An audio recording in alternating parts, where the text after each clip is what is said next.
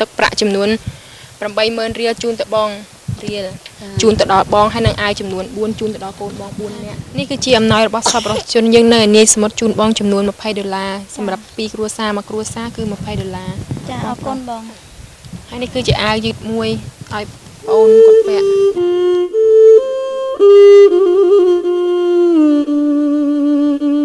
តើពូមានរោគអ្វីដែរមានរោគកាពះដាក់ទឹកទៅគួតដាក់បាយទៅគួតហូបអត់ចូលឈឺយូរហើយពូ3ថ្ងៃ4ថ្ងៃនេះ3ថ្ងៃ4ថ្ងៃហ៎បាទឈឺនួន$20បាទអរគុណហើយចានាងខ្ញុំនាំអំណោយពីសប្បុរសជនយើងនៅនាយសមុទ្រជូនដល់ក្រុមគ្រួសារលោកតាហើយនិងលោកយាយចំនួន 80000 រៀលត្រូវនឹង$20ហើយនឹង80000 រៀលនេះជូនទៅដល់ពុកម្ដាយក្មេងប្រុសក្មេងស្រីដែលគាត់អត់នៅផ្ទះហើយនឹង40000 រៀលនេះជូនដល់លោកពូដែលគាត់ផ្ញើខ្លួននៅផ្ទះនេះដែរហើយនឹងមានថ្នាំមួយកញ្ចប់ជូនដល់គ្រួសារលោកតាហើយមួយកញ្ចប់ទៀតជូនដល់គ្រួសារពុកម្ដាយក្មេងប្រុសក្មេងស្រីហើយនេះអាវ4នេះចែកឲ្យបងប្អូនម្នាក់មួយទុកពាក់នេះគឺជាអំណោយរបស់សប្បុរសជនជូនយាយចំនួន 80000 ហើយនឹងថ្នាំគ្រុនឈឺក្បាលជូនយាយទុកយាយពិសាខ្ញុំចង់ដឹងថាសប្តាហ៍ថ្ងៃនេះពូប្រកបមុខរបរអ្វីដែរសម្រាប់ចិញ្ចឹមគ្រួសារប្រកបមុខរបរដាក់លន់ធ្វើស្រែចម្ការអត់គ្រប់គ្រាន់ទេរងៃហើយនឹងក្រក្តាមខ្យងបានមករស់មកពេលពូថាពូអត់មានគោក្របីសម្រាប់ជួររស់ទេអញ្ចឹងពូបានស្រូវមកពីណាស្រូវហ្នឹងកាប់គួរកម្លាំងខ្លួនឯងហើយនេះសំចែកស្រូវគេ1គីឡូ2គីឡូមកដាំអញ្ចឹងពូដាំយ៉ាងម៉េចពូដាំកាប់នឹងកាប់ចបកាប់ហើយបានដាំស្រូវហើយភាសាគ្រប់គ្រាន់ទេសម្រាប់ជីវភាពគ្រួសារពូសប្តាហ៍ថ្ងៃនេះអត់គ្រាន់ទេប៉ុណ្ណេះមានតែរកក្តាមខ្យងលក់ដូរទិញថែមនងតិចពូមានជពាក់គេហើយមានដែរដាច់ពេលទេពូខ្ញុំជពាក់រហូតបាទជពាក់គេជពាក់មកវិញនេះមកបេអញ្ចឹងធ្វើម៉េចទៅពូបាទខ្ញុំនឹងធ្វើម៉េចវាអត់ទៅជពាក់ណាទុកគួនអត់អញ្ចឹងហើយចូលគ្រួសារពូទៅណាដែរពូទៅរកខ្យងបាទប្រពន្ធពូគាត់ជាស្ត្រីអញ្ចឹងគាត់មិនខ្លាចទេគាត់ចូលទៅចាប់ខ្យងអីនៅក្នុងព្រៃជ្រៅអញ្ចឹងពូបើវាអត់វាឃ្លានហើយទៅតាមនេះទៅទៅអត់វាឃ្លានហើយទៅតាមអញ្ចឹងទៅទាំងពីរអ្នកនាំកូនទៅអត់បានទេពូអត់បានទេគ្មាននៅជាមួយកូនហើយក្នុងព្រៃផងខ្លាចកូនឈឺមូសខំអីអញ្ចឹងទៅម្នាក់ម្ដងពូបាទទៅម្នាក់ម្ដងឥឡូវនេះមានអំណោយសប្បុរសជននៅឯនាយសមុទ្រជូនពូចំនួន$20ហើយនឹងថ្នាំគ្រុនផ្ដាសាយឈឺក្បាលទុកឲ្យពូពិសាហើយនឹងមានអាវយឺត2នេះជូនឲ្យអូនទូចគាត់ពាក់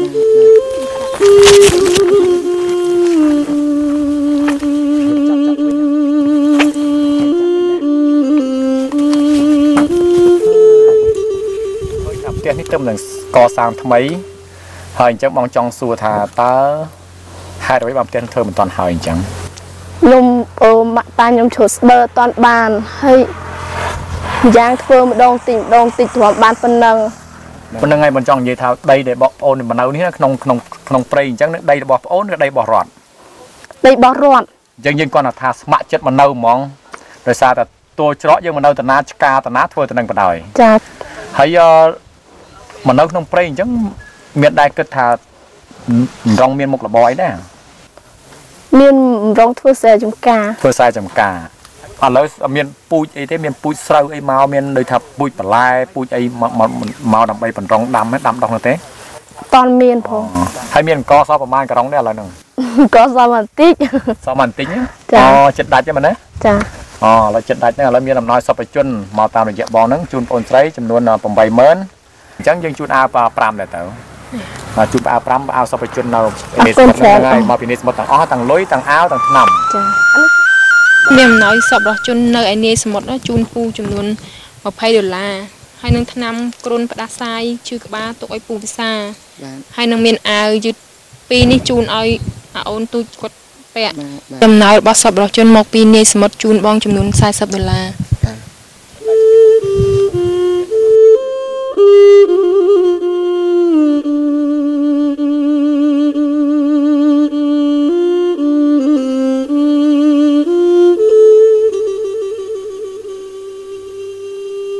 ចានៅមុខនេះខ្ញុំនេះគឺឃើញមានស្រូវបន្តិចបន្តួចហើយនឹងទ្រាប់ ទ្របនេះទ្របពុនញងផាជាប្រមាណចង្កោមហើយនឹងម្ទេស4 10គ្រាប់គឺឃើញថាក្រពិតប្រកបណាស់ចាបាទឃើញថាឥឡូវនេះម៉ោង12ថ្ងៃត្រង់ទៅហើយបងអូនមើលទៅមិនទាន់បានញ៉ាំបាយនៅឡើយទេព្រោះអីឡើងមើលលើផ្ទះមិញហ្នឹងគឺអត់មានឃើញម្ហូបអាហារអ្វីទាំងអស់រីឯឪពុកម្ដាយក៏ទៅចោលទៀតដូច្នេះគឺថាបងអូនអង្គុយសម្រាប់ទៅភ្នែកហើយមិនដឹងថាមានអារម្មណ៍យ៉ាងម៉េចទេយើងក៏មិនអាចទីដឹងបានដែររីឯព្រះសង្ឃនោះលោកបានសាកសួរក្នុងភាសាឡាវគឺបងអូនប្រុសស្ដាប់បានតែមិននិយាយតប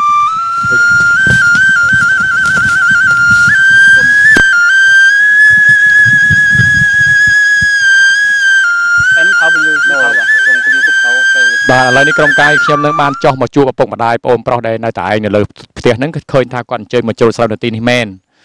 ដោយការស្មានរបស់ក្រុមការងារខ្ញុំអញ្ចឹងហើយធ្វើបណ្ដាក់ទាននេះគឺថាយើងមិនរើសថាភាសជនជាតិអ្វីមកពីខាងណាទេសំខាន់បំផុតគឺថាឲ្យតែប្រជាជនដែលក្រីក្រពិតប្រាកដខ្ញុំកណាចង់សួរគាត់ថាគាត់មុខរបរគាត់តែធ្វើស្រែហ្នឹងគាត់เป็นหน้าทำหน้าที่เป็นหน้าที่เห็ดเกษตรกรธรรมดาป่ะเกษตรกรเลยเจ๊เจ๊เนี่ยใส่จังการธรรมดาเนี่ยใส่จังการธรรมดาហើយដីស្រែរបស់គាត់បន្តឬក៏គាត់ស៊ីឈ្នួលគេបាទดินหน้าเนี่ยเป็นดินของโยมเองแล้วก็เป็นของให้เธอให้เธอใดเก๋ให้ใส่เก๋គេឲ្យកម្រៃគាត់យ៉ាងម៉េចដែរក្នុងមួយថ្ងៃปั้นหาយ៉ាងไรគេចែកគ្នាពាក់កណ្ដាលម្នាក់ហើយក្នុងការដោះស្រាយជីវភាពប្រចាំថ្ងៃរបស់គាត់ហ្នឹងតើថាមានការលំបាកយ៉ាងណាខ្លះการแก้ไขปัญหาในชีวิตการเป็นอยู่ของโยมเป็นอะไรเลยหากินเห็ดจะอะไรเนี่ยก็